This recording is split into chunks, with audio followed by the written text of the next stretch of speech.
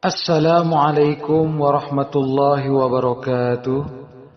Alhamdulillah, alhamdulillahilladzi arsala rasulahu bil huda wa dinil haq liyuzhirahu 'alad dini kullihi wa kafa billahi shahida. Asyhadu an la ilaha illallah wahdahu la syarikalah wa asyhadu anna Muhammadan abduhu wa rasuluhu la nabiyya ba'dah. Allahumma salli wa sallim ala nabiyyina Muhammad wa ala alihi wa ashabihi ajma'in, amma ba'du.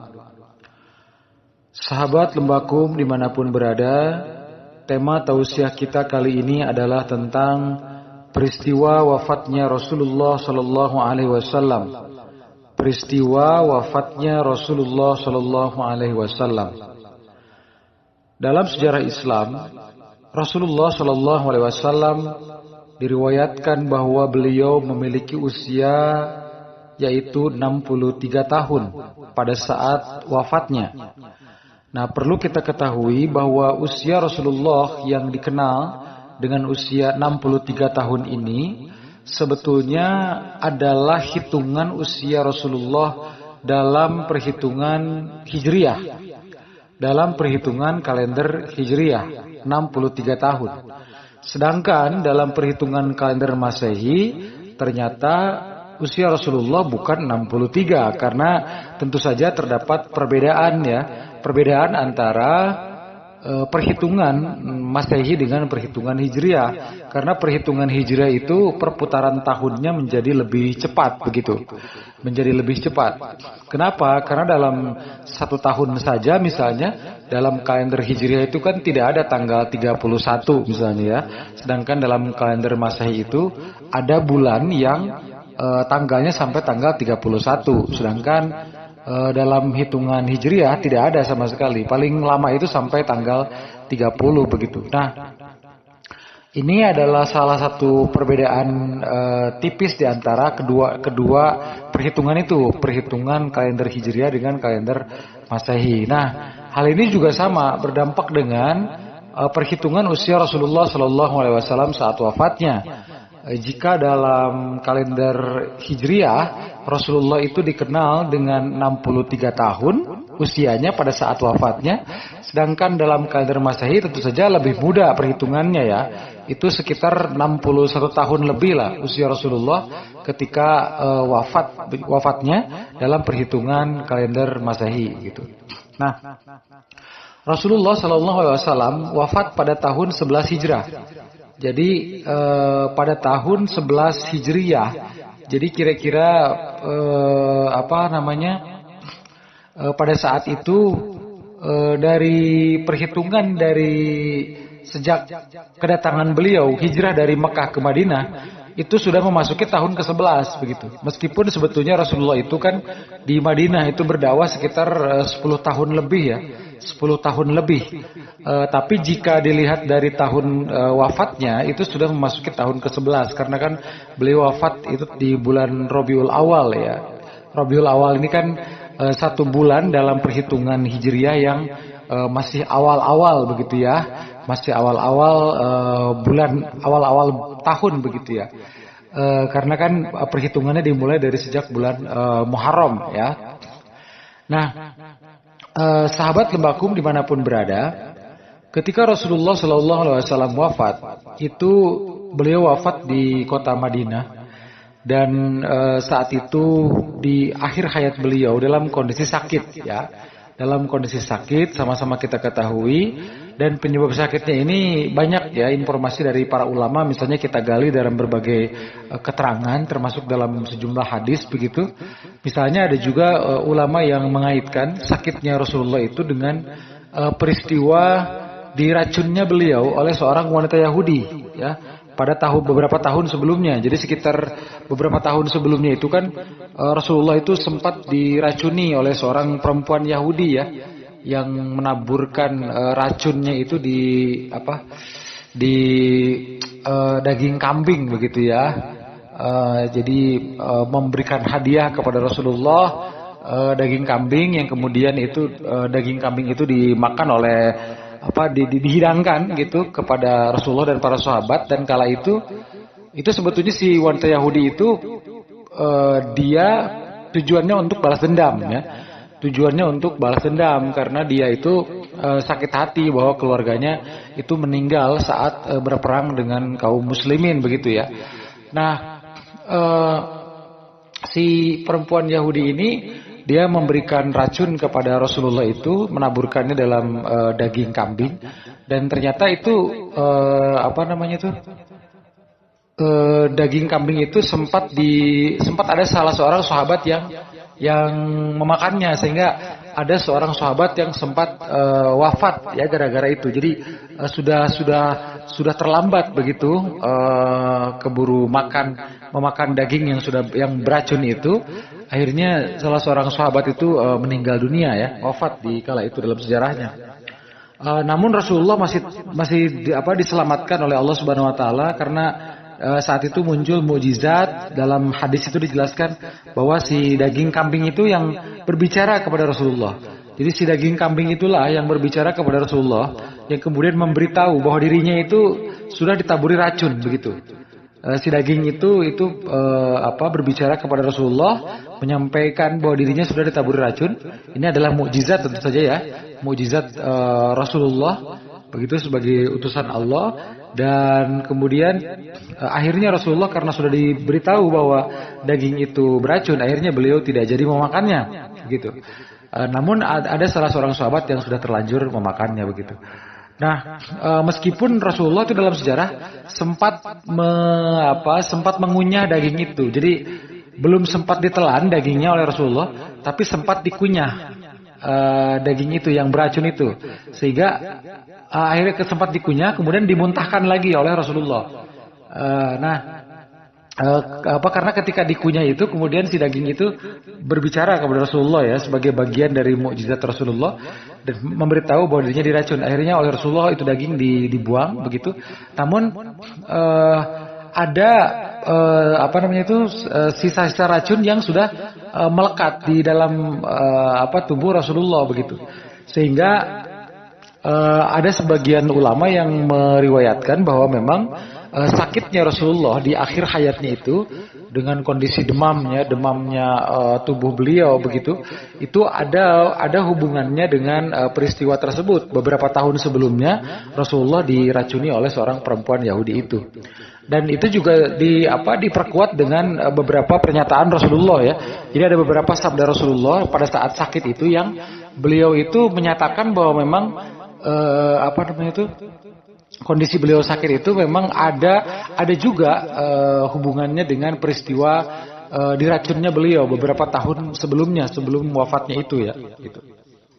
Hal ini misalnya bisa kita lihat dalam kitab hadis Sahih Bukhari ya, misalnya dalam kitab hadis Sahih Bukhari itu diriwayatkan terkait hal ini, terkait peristiwa Rasulullah ketika sakit menjelang wafatnya, kemudian beliau menyatakan bahwa sakitnya itu ada hubungannya juga dengan peristiwa diracunnya beliau beberapa tahun sebelumnya begitu.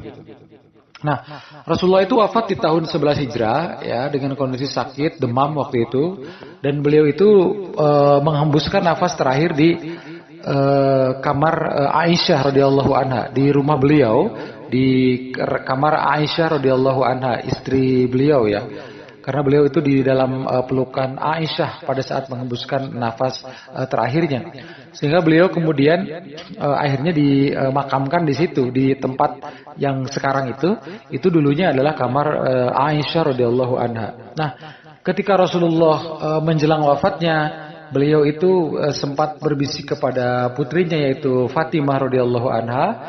Beliau memanggil Fatimah, putrinya begitu, dan kemudian beliau berbisik kepada Fatimah dengan 2 kali bisikan ya. Dengan 2 kali bisikan Rasulullah itu kepada Fatimah, berbisik dengan 2 kali bisikan. Pada bisikan yang pertama ya, setelah bisikan yang pertama Fatimah itu menangis begitu. Fatimah itu menangis setelah mendapat bisikan yang pertama dari Rasulullah. Kemudian pada bisikan yang kedua ya, setelah mendapat bisikan yang kedua, Fatimah kemudian tersenyum begitu ya. Fatimah kemudian tersenyum, dan itu baru diketahui penyebabnya setelah beberapa waktu kemudian, setelah Rasulullah wafat, beberapa waktu kemudian para sahabat itu menanyakan hal itu kepada Fatimah, kenapa beliau itu ketika mendapat bisikan dari Rasulullah, bisikan pertama itu beliau menangis, kemudian pada bisikan kedua Fatimah itu tersenyum. Ternyata Fatimah itu menyampaikan bahwa Rasulullah ayahnya itu ketika memberikan bisikan yang pertama mengatakan bahwa sepertinya aku, kata Rasulullah, tidak akan lama lagi hidup di dunia ini. Sudah sebentar lagi aku akan menemui ajalku. Nah, itu yang pertama. Kemudian Fatimah menangis. Ya. Jadi Fatimah menangis mendengar bisikan Rasulullah yang pertama itu. Tapi kemudian pada bisikan yang kedua, Fatimah tersenyum. Kenapa? Karena ternyata bisikan yang kedua adalah Rasulullah berbisik kepada Fatimah, jangan menangis wahai engkau Fatimah, karena di antara seluruh keluargaku, engkau adalah orang yang paling pertama kali menyusulku. Di antara seluruh keluargaku, yang pertama kali menyusulku adalah engkau. Gitu. Ada dua versi sebetulnya terkait bisikan yang kedua ini. Pertama adalah bisikan yang kedua itu berbunyi bahwa jangan menangis engkau Fatimah, karena di antara seluruh keluargaku yang pertama kali menyusulku adalah engkau. Kemudian ada lagi yang menyatakan bahwa pada bisikan yang kedua itu juga terkait dengan informasi dari Rasulullah kepada Fatimah, bahwa Fatimah itu nanti di surga kelak menjadi salah seorang pemimpin wanita di penghuni surga, di kalangan penghuni surga begitu. Nah, kemudian Rasulullah wafat begitu ya, dan dalam bisikan yang tadi itu Rasulullah menyampaikan bahwa Fatimah adalah keluarga beliau yang paling pertama menyusul Rasulullah. Itu terbukti dalam sejarah karena ternyata setelah Rasulullah wafat itu tidak lama, sekitar 6 bulan ya berselang. Jadi kurang lebih 6 bulan setelah wafatnya Rasulullah, Fatimah radhiyallahu anha putri Rasulullah juga wafat. Jadi jarak antara wafatnya Rasulullah dengan jarak wafatnya Fatimah putri beliau itu sekitar 6 bulan. Jadi Rasulullah wafat terlebih dahulu, kemudian 6 bulan kemudian itu Fatimah wafat. Jadi jaraknya hanya sekitar 6 bulan saja jarak antara wafatnya Rasulullah dengan Fatimah, sebagaimana yang dibisikkan oleh Rasulullah kepada Fatimah. Kemudian ketika setelah beliau wafat itu para sahabat itu berbeda pendapat di manakah jasad Rasulullah ini harus dimakamkan begitu. Jadi di manakah jasad Rasulullah ini harus dimakamkan? Para sahabat berbeda pendapat. Yang pertama, ada sahabat berpendapat bahwa sebaiknya Rasulullah itu dimakamkannya di kota Mekah. Apa alasannya? Alasannya adalah Rasulullah lahir di kota Mekah. Itu adalah kampung kelahirannya. Makanya diusulkan untuk dimakamkan di kota Mekah. Yang kedua, ada lagi usul agar Rasulullah itu dimakamkannya di masjid di Palestina, di sekitar Masjidil Aqsa. Apa alasannya? Karena di Palestina itu, di sekitar Masjidil Aqsa itu adalah tempat paling banyak dimakamkannya para nabi dan rasul. Jadi di Palestina itulah negara yang paling banyak menjadi tempat makamnya para nabi dan rasul begitu ya. Sehingga ada sahabat yang mengusulkan jasad Rasulullah ini dimakamkan di Palestina di dekat Masjidil Aqsa. Kemudian ada lagi sahabat yang mengusulkan Rasulullah dimakamkan di pemakaman Baqi ya. Pemakaman Baqi itu satu pemakaman umum di sekitar kota Madinah begitu. Namun semua itu ternyata bisa diselesaikan oleh statement dari Abu Bakar As-Siddiq. Dari pernyataan Abu Bakar As-Siddiq yang menyatakan bahwa aku, kata Abu Bakar, ketika Rasulullah masih hidup, aku pernah mendengar bahwa Rasulullah bersabda bahwa setiap nabi dan rasul itu dimakamkan di tempat dirinya wafat. Jadi setiap nabi dan rasul itu dikuburkan, dimakamkan di tempat dirinya wafat. Di mana dirinya wafat, disitulah tempatnya dimakamkan. Nah, dikarenakan tempat Rasulullah wafat itu ada di kamar Aisyah, ya, di kamar Aisyah, maka di tempat itulah akhirnya dipilih menjadi tempat dimakamkannya Rasulullah Shallallahu Alaihi Wasallam, gitu. Sebagaimana pesan Rasulullah kepada Abu Bakar.